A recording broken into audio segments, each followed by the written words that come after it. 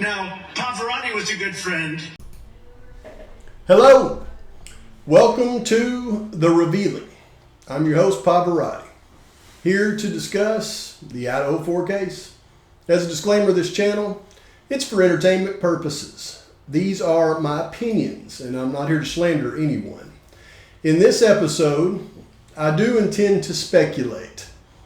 In fact, I'm going to do this one a little bit different than I normally do my episodes, in that I'm not going to make a specific point. I'm going to provide information and let you come to the conclusion for yourself. Now, this episode is part 3 of my series on motives. Some of you have been waiting a while for this one. I've been contemplating on how to put this one out because it's one that I really didn't want to do for a long time, but I feel like it's necessary to point out everything that I find in this investigation. So, to give you a little history on this subject, there's been many discussions since the atrocity about things regarding some of the family members and potential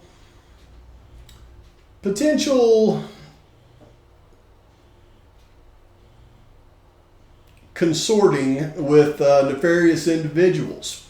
And most of the stories that I've heard either directs this subject in one direction without anything to really back it up at all. And the other examples I've heard of are some ridiculous things like, somebody had posted an email from somebody at one point discussing that, the kids in the house had flushed $700,000 worth of Jesse James Bailey's narcotics, and that's how this thing came about. That's just ridiculous. Okay, and I try to stay as far away from the ridiculousness in this case as I possibly can.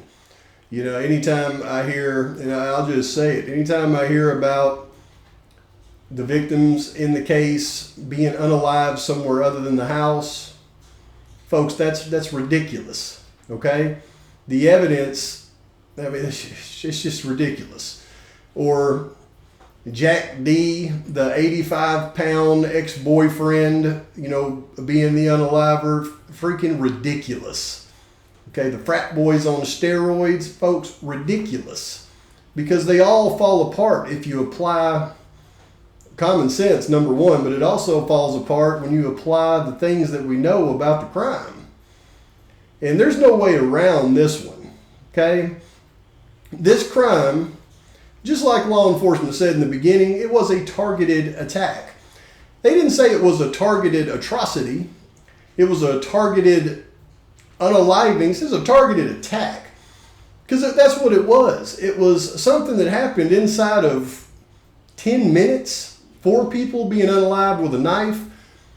Folks, this is not a random person wanting to go in and commit a crime and unalive people. They don't do it. They're not jackrabbits. They don't go in there and let me run in and unalive people and then run out and then see if I can get away with it.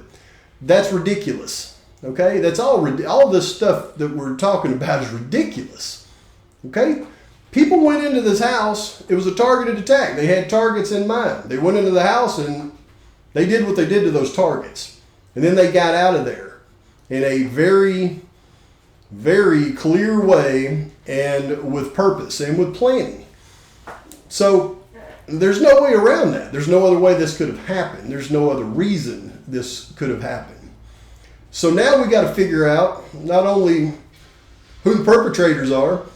To do that, we've got to figure out what the real motives are. Now, I've laid out over 180 videos, motives, and methods, and among many other things, right? And I'll come at this thing a few different ways. I'll come at it from the manner in which I believe it really happened, from the manner I believe that law enforcement thinks it happened, and I break apart the court case docs because that lets me know what law enforcement thinks happened.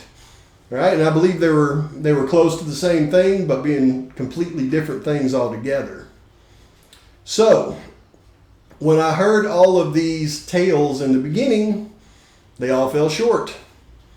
Today I'm going to give you an example of something that does not fall short. But I'm not going to do it, like I said, in the clear, crisp manner that I normally do. I'm going to present some evidence, some possibilities, and I'm going to let you decide for yourself. So, once again, this is part 3, and this is motive.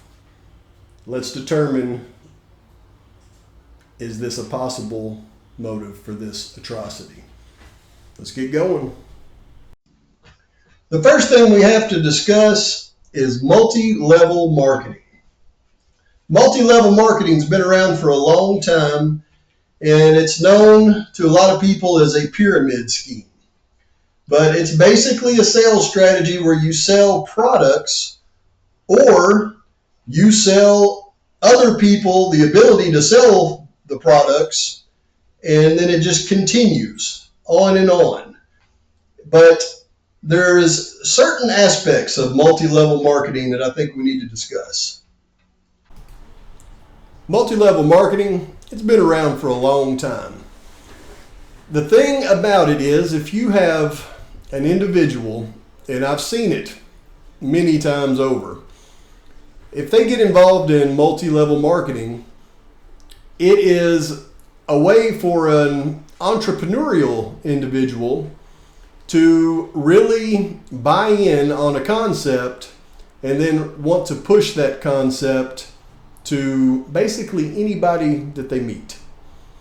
Now, I remember probably 15 years ago, there was this stuff called Tahitian noni juice. And anytime you ran into somebody that was involved in Tahitian noni juice, they would immediately, in a normal conversation, just out of nowhere, start the Tahitian noni juice sales pitch. It was always very similar, and they were always very passionate about it. I mean, this stuff, if you drank a bottle a day, it would cure pretty much any illness known to man. And you just needed to drink a bottle every day. And it started with that, and then it would finish with the ability that you could not only just buy this Tahitian noni juice, but you could sell it to others and make yourself a fortune. And anytime that I heard this pitch for this Tahitian noni juice, I would just sit and I would listen, politely say no, and then as they walked away, I would go, man, these people are, I mean, they're really brainwashed with this stuff. So whenever somebody's involved with multi-level marketing, number one, they are practically brainwashed, but they also are very motivated, and they look for individuals to sell their product to. Now, the key to multi-level marketing is first you sell the products to people you know, your friends and your family, people that you run into in the community. And then when you run out of prospects, then you begin searching for other prospects. Now that's where something like we're discussing today could become a dangerous proposition, because a key buyer in the products that we'll be discussing that could have been sold could be nefarious individuals purchasing the product not for legitimate financial reasons, but for a place to store and wash money. So let's get into it a little bit further. That brings us to the company known as Hex. Now, Hex is a digital currency, and it is a unique type of digital currency in the way that it is marketed. It is actually marketed mainly through representatives of Hex, independent representatives who use a multi-level marketing strategy to not only sell the ability to sell the Hex coin, but also to sell the Hex coin itself. Like any good multi-level marketing company, they even provide their representatives with sales pitches in order to better sell the product. And you can see here it says, how can I explain HEX to a 5-year-old? So you know those dollar bills, right? You can buy cool things like ice cream with them. Let's say that 1 cup of ice cream cost $1. Some very powerful people decided that they wanted to print a lot more dollar bills. They call it inflation. And you cannot do anything to stop it. So now there are twice as many and a single bill is only worth half as much. Now you need $2 to buy your ice cream. To make sure you can buy enough ice cream in the future, you should invest your dollar. HEX is one possible way to invest. If you would have bought HEX with your $1 2 years after it launched, those HEX would have been worth $10,000 at that time. You could buy a whole truck full of ice cream with that. HEX is a cryptocurrency. Buying crypto is a little bit complex, like setting up an email account. Most people who sell crypto are only allowed to sell it to adults. So if you're under 18 years old, ask your parents to buy HEX for you. Now, with a shocking commission rate of 20% to people to sell the HEX coin, that would send an enterprising individual searching for people to sell the HEX coin to that they probably normally wouldn't have been searching for. That would be an astronomical commission. Now, the new form of currency known as cryptocurrency, which HEX would be considered, is an interesting new form of currency. And a lot of people are investing in it now. However, there are certain groups that it is particularly attractive for. And you can almost always locate a multi-level marketer because the company will provide them visual cues to start conversations, such as hats, as you see here. And once again, after you have exhausted your close friends and family, then your other associates that you've known over the years become the next prime candidates for you to market your product to as a multi-level marketer. And in some people's circles, that could lead to people with relationships within certain illegal industries. Even family members that cannot purchase your products directly as a multi-level marketer may provide additional leads for you to pursue. Sometimes those leads might lead to individuals that you normally wouldn't do business with, but with the prospect of a 20% commission and the prospect of them needing your product, that may lead you down a path you might not have should have went down. Now, the cryptocurrency exchanges you can see here, in which a broker accepts bulk cash in exchange for transferring an equivalent sum in cryptocurrency to a digital wallet owned by the drug trafficking organization. This was an article discussing how the traffickers now are washing their money with the purchase of cryptocurrency. Now, somebody that was a multi-level marketer in cryptocurrency, if they were hooked up with this type of organization, it would be very lucrative for both parties, unless something went wrong with the transactions, such as a total crook destroying the cryptocurrency market. Like you see here, the arrest of Sam Bankman-Fried of FTX. Let's talk about it. So let's talk about Sam Bankman-Fried for just a minute, because I followed it close when FTX had its collapse close to 2 years ago. In fact, I probably followed that closer than I did the Idaho 4 case at that time. But it's very interesting, because the way that went down is you had FTX, who at the time was being pushed by financial analysts, celebrities, athletes. And FTX was an interesting business. It was actually a purchasing company for cryptocurrencies. So if you bought a cryptocurrency, you would need FTX to facilitate the purchase and the sale. And FTX was worth, they said, between 10 and $50 billion at the time. But upon the collapse of FTX, it had let's just say a ripple effect in the cryptocurrency market. In fact, Bitcoin was extremely valuable, and within about 6 days, it had lost a considerable amount of its value. But it wasn't Bitcoin that took the big hit. It was all of the other cryptocurrencies that took the big hit. And people literally lost billions of dollars almost overnight in the cryptocurrency market, never to get those dollars back. But let's take a further look. You can see this is a article discussing Sam Bankman-Fried. He went from cryptocurrency golden boy to the face of the industry's collapse. The founder and former CEO of the massive cryptocurrency exchange FTX was sentenced to 25 years in prison Thursday after being convicted of fraud for selling at least $10 billion, stealing at least $10 billion from customers and investors.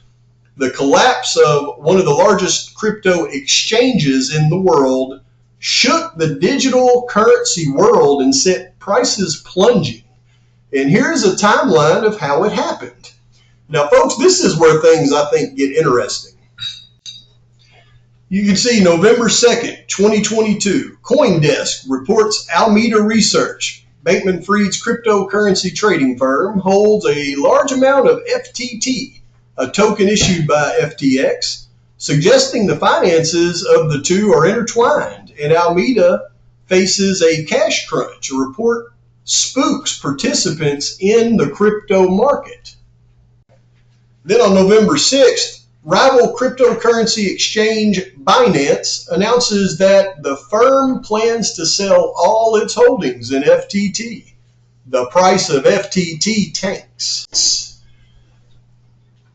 November 8th, Binance CEO Changpeng Zhao said his company had signed a letter of intent to buy FTX because the smaller exchange was experiencing a significant liquidity crunch. That deal would be contingent, however, on a look at the books at FTX. The price for Bitcoin tumbles 13% on November 8th. Then on November 9th, 2022, cryptocurrency prices plunge. And after getting a closer look at the finances of FTX, Binance retreated and said there would be no acquisition. In the beginning, our hope was to be able to support FTX's customers to provide liquidity, but the issues are beyond our control and ability to help. Binance said in a statement, Bitcoin prices drop another 14%. But the collapse of FTX was a landmark moment for the digital asset industry. The second largest exchange fell and around $8 billion worth of assets were lost. Those were all of the digital coins such as Hex. Almost overnight, their investments became worthless. This is November 9th, 2022, just 4 days prior to the atrocity.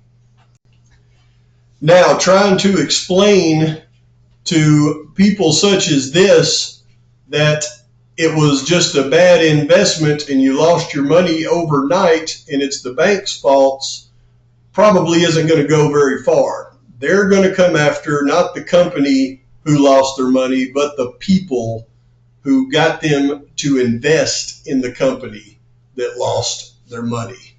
And that would be the person who earned the 20% commission. Now, it's been reported that even Tom Brady and Mr. Wonderful lost over $300 million overnight with their investments in cryptocurrency via FTX, thanks to that Sam Bankman-Fried.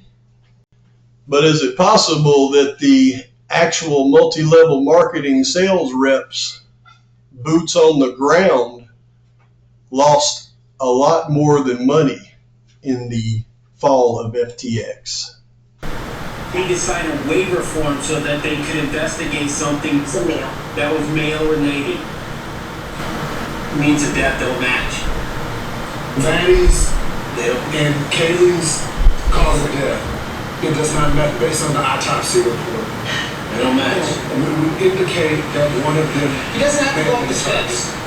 Let's stop playing games, guys. I need somebody to step up and be an alpha. Be somebody to be a leader. Don't make me do it. I don't want to do it. He doesn't have to go up the steps. Their points of damage don't match. I'm just gonna say, it wasn't leaked to me. I earned that. I paid for that funeral. I paid for that. It's my right. They ain't taking that from me. Oh yeah. If you don't want to say nothing, that's your bet. But don't say I'm leaking anything. I paid that bill. Now, I've said many times that I can't imagine what the families in this atrocity have gone through and are going through currently. And I would not fault any of them for anything that they do as far as trying to get justice for their children. Now, I have seen some strange activities, though, now that the venue has been transferred to Ada County. And one of those family members are discussing, I believe if I heard it correctly, that they're going to be ingratiating themselves with the community of Boise and the area surrounding to make sure that they know who they are, and maybe even going as far as sending out mailers to ensure that the jury pool goes into it with a little bit of taint in one direction.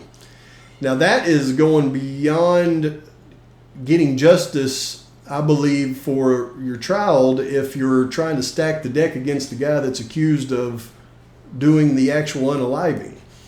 I mean, if they don't have enough evidence to convict him, you don't go and taint the jury pool. You go and you get with law enforcement and you raise Cain with them to either get more evidence or get the right person in there. You don't go the route of tainting the jury pool. Now that would suggest a possible motive to not just want justice, but to want to get this thing cleared and off the books so that more eyes don't look into other situations. But that's just my opinion, and maybe it has nothing to do, maybe one has nothing to do with the other, but I don't know.